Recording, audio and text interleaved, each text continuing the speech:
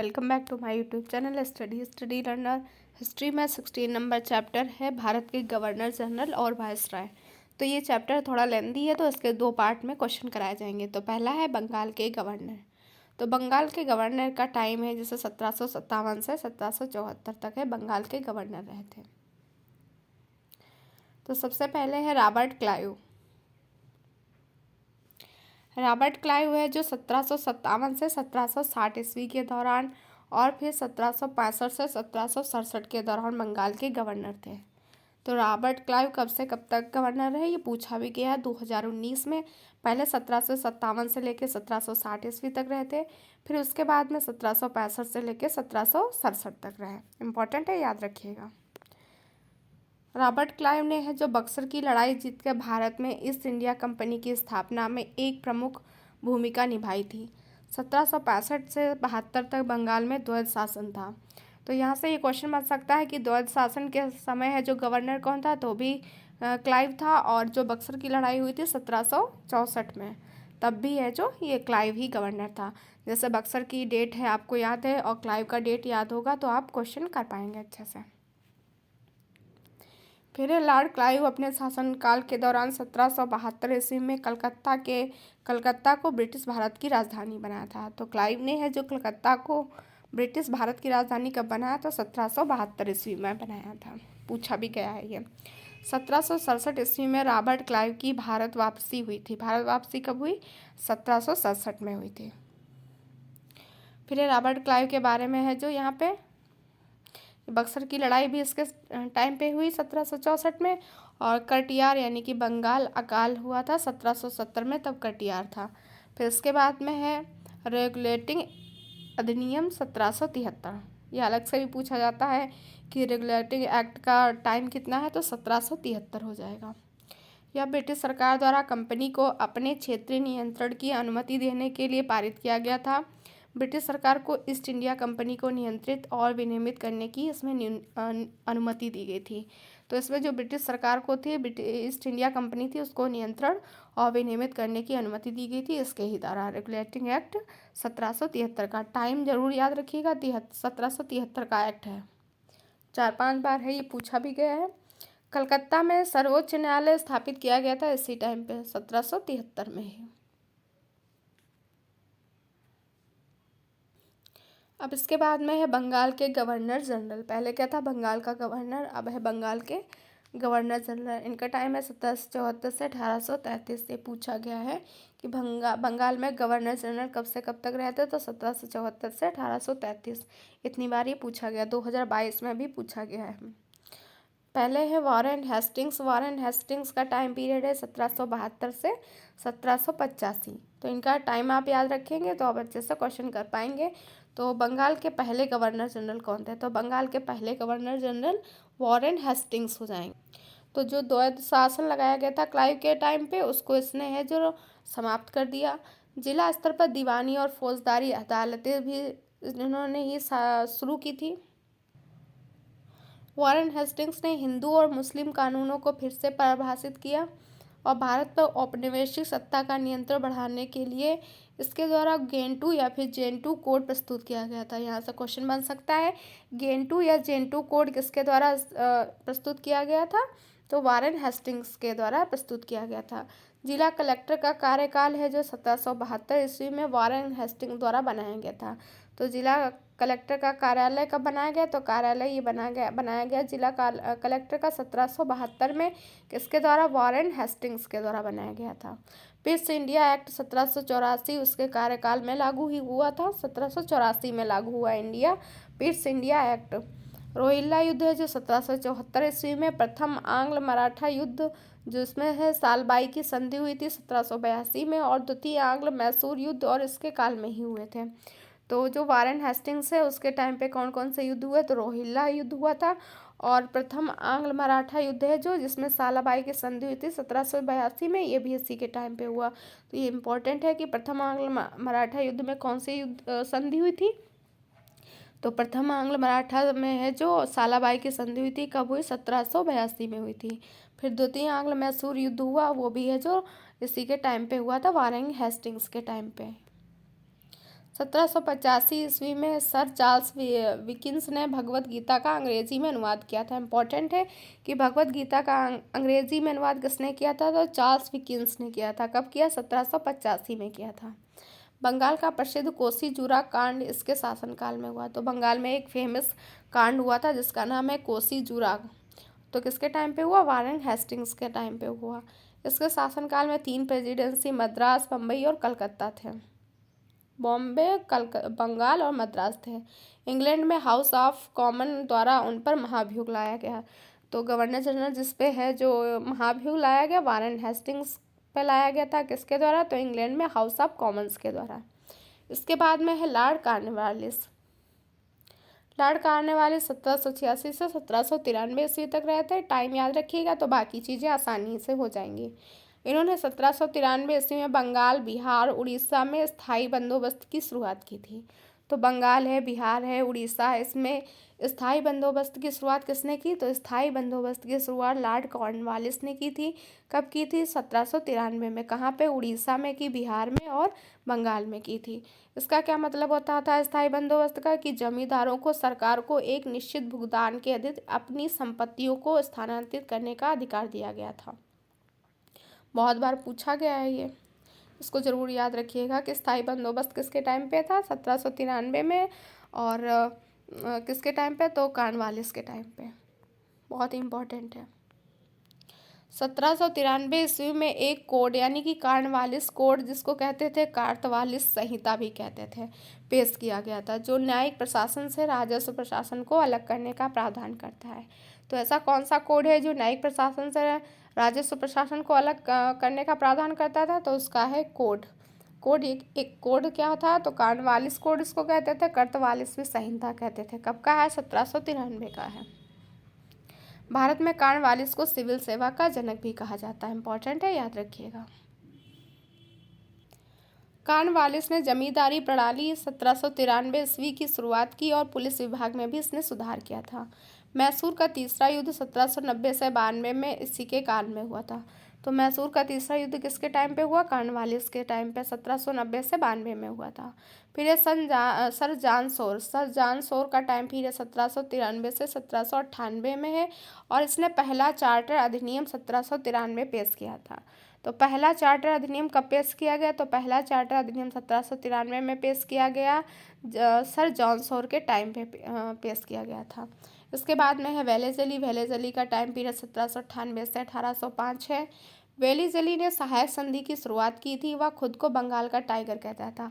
खुद को बंगाल का टाइगर कौन कहता था, वेलेजली कहता था। और इसने कौन सी संधि स्टार्ट की थी, तो सहायक संधि स्टार्ट की थी। वेलेजली ने कलकत्ता में अपने लिए एक विशाल महल, जिसको कहते हैं विलियम किला, सरकारी घर बनवाया था। तो विलियम किला जिसको कहते हैं, किसने बनवाया, इसने विलियम किला कहाँ पे बनवाया था, कलकत्ता में बनवाया था। और किसने बनवाया, तो वेलेजली ने बनवाया था। फोर्ट विलियम कॉलेज की शुरुआत 1800 में हुई थी। रिचर्ड वेलेजली ने ही की थी। वेलेजली का ही पूरा नाम है रिचर्ड वेलेजली। तो जो फोर्ट विलियम कॉलेज है कहाँ पे, कोलकाता में, इसकी स्थापना कब की गई, 1800 में की गई थी। किसके द्वारा, तो रिचर्ड वेलेजली के द्वारा की गई थी। फिर चौथा आंग्ल मैसूर युद्ध है और दूसरा आंग्ल मराठा इसके काल में हुआ। तो चौथे नंबर का आंग्ल मैसूर युद्ध और दूसरे नंबर का आंग्ल मराठा युद्ध इसी के काल में हुआ था। किसके, तो वेलेजली के टाइम पे याद रखिएगा। फिर है जॉर्ज बार्लो का टाइम है 1805 से 1807। वेल्लोर का युद्ध है जो 1806 में इसके काल में ही हुआ था, जॉर्ज बार्लो के टाइम पे। और गोमास्त एक फारसी शब्द है जो अंग्रेजों के समय में इसका उपयोग बुनकरों की निगरानी, आपूर्ति एकत्रित करने और कपड़े की गुणवत्ता की जांच करने के लिए वैतनिक सेवक के रूप में किया जाता था। तो ये वैतनिक सेवक होते थे कौन, गोमास्त। फिर है मिंटो फर्स्ट 1807 से 1813 है। चार्टर अधिनियम 1813 पारित किया गया था इनके टाइम पे। और पहला चार्टर अधिनियम है वो पारित किया गया था, यहाँ पे ऊपर था ये वाला, सर जॉन सोर के टाइम पे 1793 में किया गया था। और ये वाला कौन सा है, ये 1813 वाला है। तो इसमें मिंटो फर्स्ट हो जाएंगे, याद रखिएगा। इन्होंने महाराजा रणजीत सिंह के साथ 1809 में अमृतसर की संधि पर हस्ताक्षर किए थे। महाराजा रणजीत सिंह स्वतंत्र सिख राज्य के संस्थापक हैं। साम्राज्य की राजधानी लाहौर 1799 में बनाई थी, परंतु धार्मिक राजधानी क्या थी? अमृतसर थी। फिर है हेस्टिंग्स। हेस्टिंग्स का टाइम पीरियड है 1813 से 1823 ईस्वी तक है। हस्तक्षेप और युद्ध की नीति अपनाई थी हेस्टिंग्स ने। बम्बई और दक्कन क्षेत्र में रैयतवाड़ी प्रणाली भी स्थापना की थी। और किसके द्वारा स्थापित की गई थी? तो मुनरो के द्वारा रैयतवाड़ी स्टार्ट की गई थी। और किसके टाइम पे? तो हेस्टिंग्स के टाइम पे की गई थी। साथ ही में उत्तर पश्चिमी क्षेत्र में महलवाड़ी प्रणाली, जिसको होल्ट मैकेंजी द्वारा स्टार्ट की गई। तो महलवाड़ी किसके द्वारा स्टार्ट की गई थी? मैकेंजी के द्वारा। रैयतवाड़ी किसने स्टार्ट की? मुनरो ने स्टार्ट की थी। गोरखाओं और अंग्रेजों के बीच सुगोली की संधि हुई थी 1816 में, इसी के टाइम पे। फिर है तृतीय आंग्ल मराठा युद्ध है। तृतीय आंग्ल मराठा युद्ध इसके ही काल में हुआ था। और इसके काल में है सर्वोच्चता की एक नई नीति की शुरुआत की गई थी।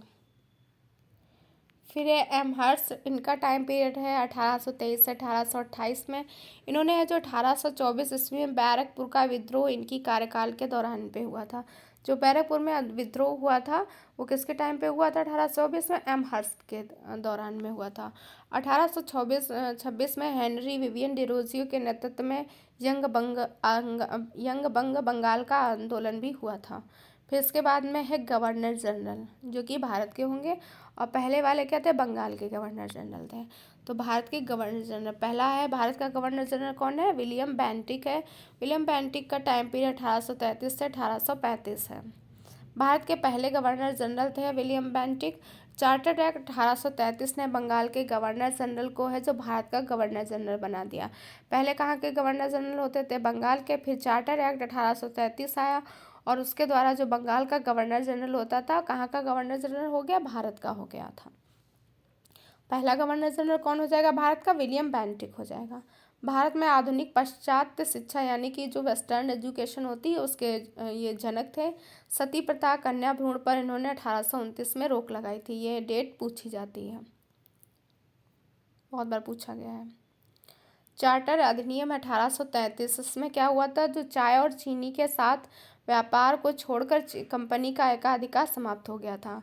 तो चार्टर एक्ट जो 1833 में था, जो चाय और चीनी के साथ व्यापार था उसको छोड़कर कंपनी का जो एकाधिकार समाप्त कर दिया गया था। इस अधिनियम को मैकाले की अध्यक्षता में एक विधि आयोग गठन किया गया था। जो ये अधिनियम चार्टर एक्ट 1833 है और इसी अधिनियम के द्वारा है जो मैकाले की अध्यक्षता में एक आयोग गठित किया गया था, उसका नाम था विधि आयोग।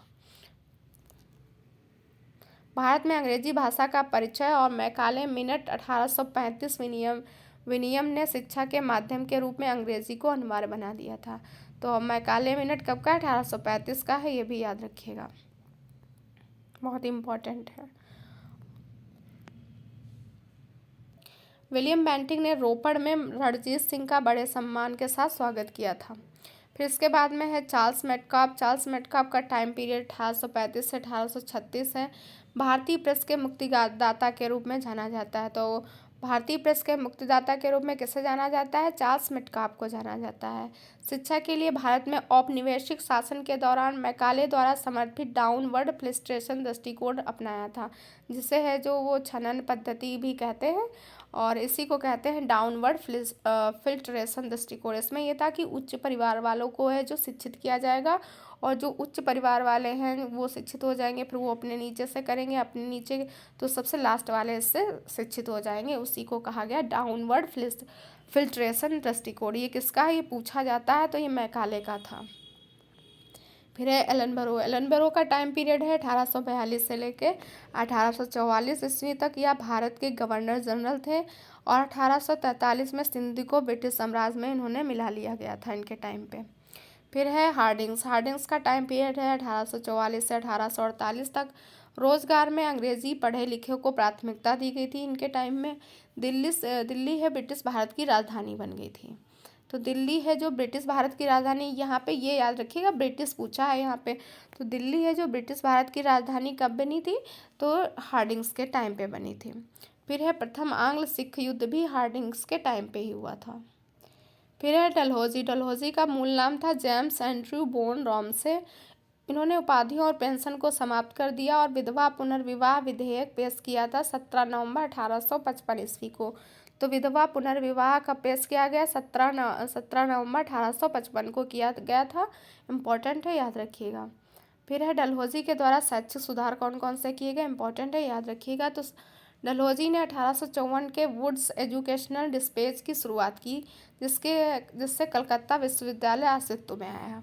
तो वुड्स शिक्षा घोषणा पत्र किसने शुरुआत किया था, तो डलहौजी के टाइम पे 1854 में किया गया। रुड़की में एक इंजीनियरिंग कॉलेज की स्थापना की गई थी।